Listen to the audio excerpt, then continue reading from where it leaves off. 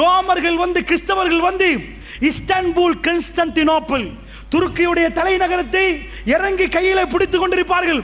துருக்கியை பிடித்தால் இன்றைக்கு துருக்கியில யுத்தம் ஆரம்பிக்கப்பட்டிருக்கிறது. சரமாரியாக பாம்பை போட்டுக் கொண்டிருக்கிறார்கள். இன்றைக்கு ஒரு மாதத்துக்கு முன்னாடி பீஸ் ஸ்டாக்கை உடைத்து விட்டு துருக்கியிலே பிரச்சனை ஆரம்பித்து விட்டது. அரபு நாடுகள் எல்லாம் பிரச்சனைகள் இருக்கிறது. அல்லாஹ்வுடைய தூதர் என்ன சொன்னார்கள்? துருக்கியில் உள்ள தலைநகரம் இஸ்தான்புல் அது எங்கள்கிட்ட இருந்து பறிபோனது என்று செய்தி உங்களுக்கு கேள்விப்பட்டால், அல்லாஹ்வுடைய நல்லடியார்களே, மஹ்தி அலைஹிஸ்ஸலாத்து வஸ்ஸலாமுடைய வருகைக்கும் இஸ்தான்புலுக்கும் மிக மிக நெருக்கமான தொடர்பு இருக்கிறது. அமாக் அல்லது தாபிக் என்ற ஊர் அலப்போவுக்கு பக்கத்திலே, இன்றைக்கு அதிபயங்கரமான யுத்தம் நடக்கக்கூடிய அலப்போவுக்கு பக்கத்திலே இந்த தாபிக் என்ற ஊர் எங்க கையில இருந்து பறி போய்விட்டால், அதே மாதிரி இஸ்தான்புல், துருக்கியுடைய இஸ்தான்புல் எங்க கையில இருந்து பறி போய்விட்டால், அல்லாஹ்வுடைய நல்லடியார்களே, அங்கே தான் இமாம் மஹ்தி வருவார். எங்கிருந்து வருவார்? ஹரத்திலே அவர் இருப்பார். ஒரு காலமும் அவருக்கே தெரியாது அவர் தான் மஹ்தி என்று. நன்றாக புரிந்து கொள்ளுங்கள், மஹ்தி அவர் என்று அவருக்கே தெரியாது. ரசூலுல்லாஹ் என்ன சொன்னார்கள்? படர்ந்த நெற்றி என்றார்கள். மூக்கு கொக்கை, இன்னொரு ஹதீஸிலே மூக்கு கொஞ்சம் நீளமாக இருக்கும் என்றார்கள். அவர் என்னுடைய குடும்பம் என்றார்கள். ரசூல் ஸல்லல்லாஹு அலைஹி சொன்னார்கள், என்னுடைய குடும்பம் என்றார்கள்.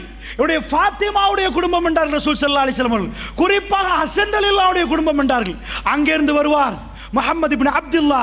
அவருடைய வாப்பாவுடைய பேர் அப்துல்லா, அவருடைய பேர் முஹம்மத்.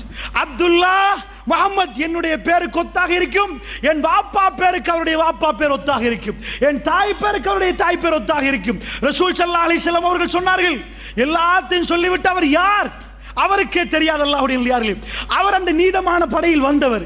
எங்கே வந்தவர்? அவர் மக்காவில் பிறக்க மாட்டார், ஷாம் வாசி. அவர் வருவார் இந்த நீதமான படைகளில் வந்து காபத்துல்லா கைப்பற்றின உடனே அந்த நைட், அந்த இரவு, ஒரு இரவில் மஹ்தி வெளியாவார் என்றார்கள் சொல்லலாம். ஒரு இரவு தான், உலகத்துக்கு அதுக்கு முந்தின இரவில் இல்லை. இன்னொரு ஹதீஸில் சொன்னார்கள், மறுமை நாள் வருவதற்கு ஒரு நாள் எஞ்சி இருந்தாலும் மஹ்தியை அல்லாஹ் அனுப்பாமல் மறுமை நாள் வராது என்றார்கள். ஏன் அப்படி சொன்னார்கள் தெரியுமா? அவ்வளவு உறுதி மஹ்தி வருவார் என்பதற்கு. மஹ்தி அலைஹிஸ்ஸலாத்து வஸ்ஸலாம் அவர்கள் ரசூல் ஸல்லல்லாஹு அலைஹி சொன்னார்கள், என்னுடைய பரம்பரையில் அவர் வருவார். வந்தால் அவர் அப்படியே இந்த இடத்தில் இருப்பார், மக்காம் இப்ராஹிமுக்கும் இதுக்கும் இடையில் இருப்பார். அந்த நேரத்திலே கண்டு கொள்வார்கள் மக்களில் உள்ள சிறந்தவர்கள், அறிவாளிகள். அவர்கள் இவரை கண்டு கொண்டு இவர் இமாம் மஹ்தி என்பார்கள்.